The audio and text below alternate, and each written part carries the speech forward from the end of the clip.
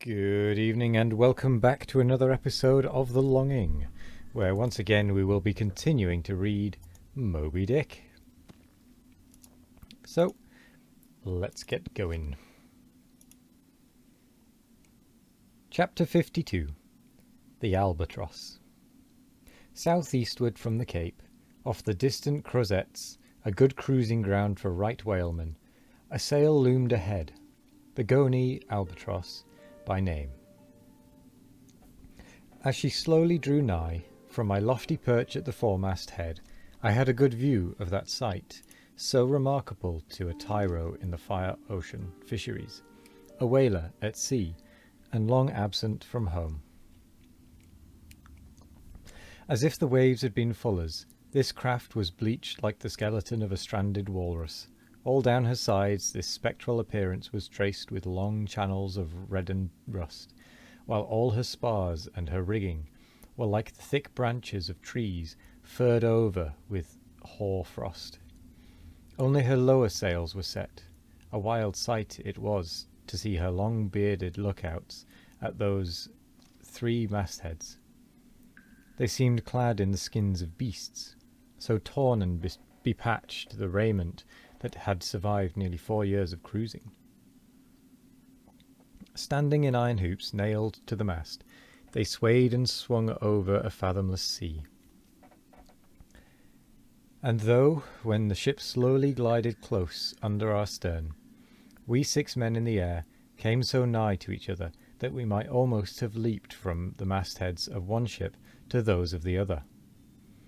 Yet those forlorn-looking fishermen, mildly eyeing us as they passed, said not one word to our own lookouts, while the quarter-deck hail was being heard from below. "Ship ahoy! Have ye seen the white whale?" But as the strange captain, leaning over the pallid bulwarks, was in the act of putting his trumpet to his mouth, it somehow fell from his hand into the sea, and the wind now rising amain, he in vain strove to make himself heard without it. Meantime his ship was still increasing the distance between, while in various silent ways the seamen of the Pequod were evincing their observance of this ominous incident at the first mere mention of the white whale's name to another ship.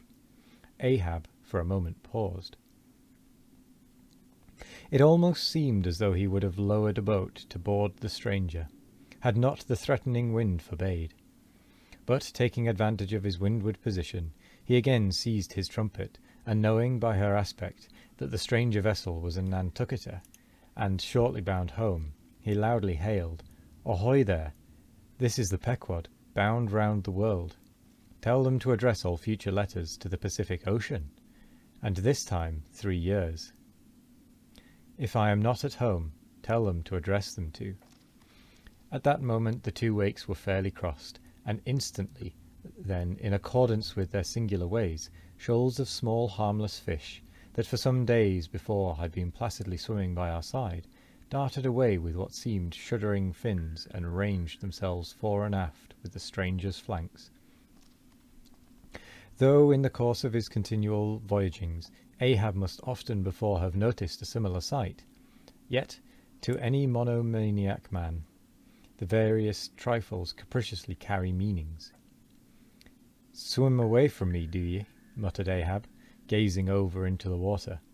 There seemed but little in the words, but the tone conveyed more of deep helpless sadness than the insane old man had ever before evinced. But turning to the steersman, who thus far had been holding the ship in the wind to diminish her headway, he cried out in his old lion voice, "Up helm! Keep her off round the world." Round the world. There is much in that sound to inspire proud feelings, but whereto does all that circumnavigation conduct? Only through numberless perils, to the very point whence we started, where those that we left behind secure were all the time before us.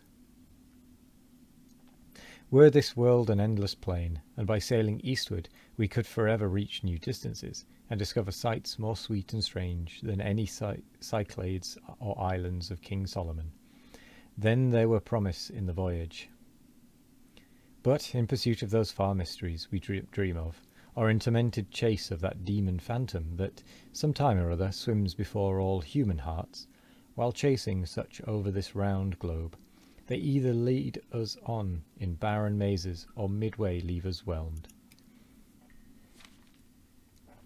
Right, we're actually going to leave the reading of the episode there, because this next one is a little bit too long to do in this episode, but not long enough to be able to read part of it now and part of it tomorrow without it being awkward tomorrow instead.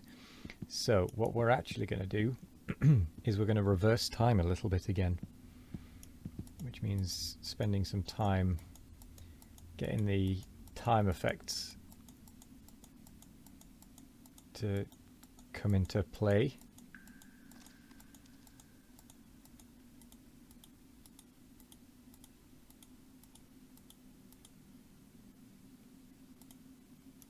There we go.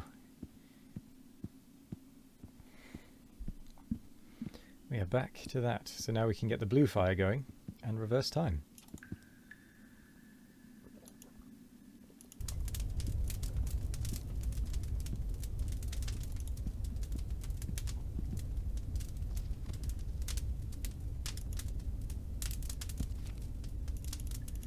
We're just going to whiz as much time backwards as we can in the time that this blue fire takes.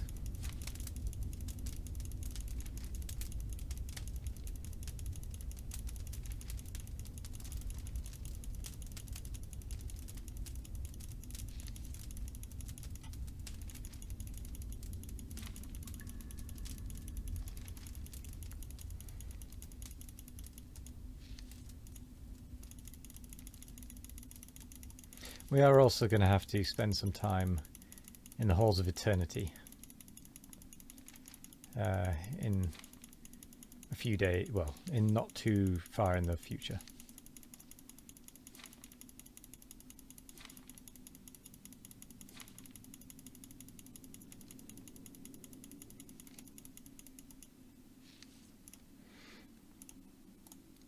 Okay, so we're back to day 29. Oh, the chair just vanished.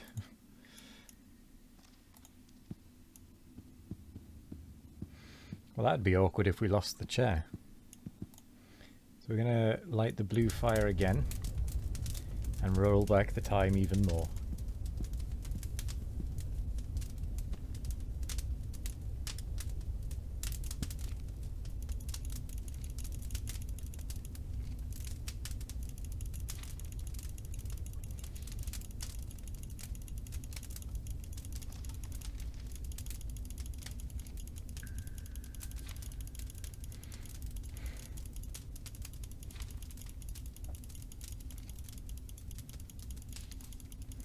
Sorry if this isn't quite what you had in mind, but nevertheless. Oh, I've just remembered. I said yesterday that we were going to move the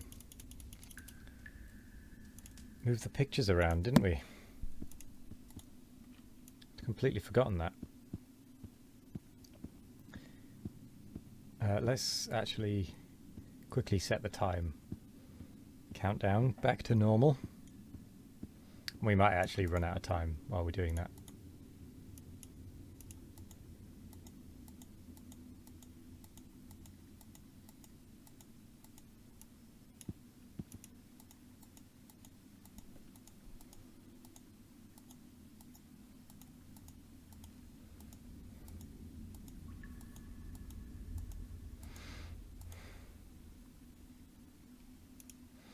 Time is progressing slow and steady. So, yeah, we don't really have time to start moving pictures. So we're just going to sit and stare here. I'm actually going to potentially start, we're going to start my outro now. It's slightly early for a change, sorry, I'm just having a drink. Been a bit dry-throated today. So, I'm going to say thank you very much for joining me today. I hope you all have a wonderful morning, evening, afternoon or night, no matter what time of day it is. I hope you all have a wonderful one of it. And as always, we will be back tomorrow with more of The Longing, where we'll be reading the next chapter, and if we've got time we might start moving the pictures, but I can't make any promises. So thank you all, and goodbye.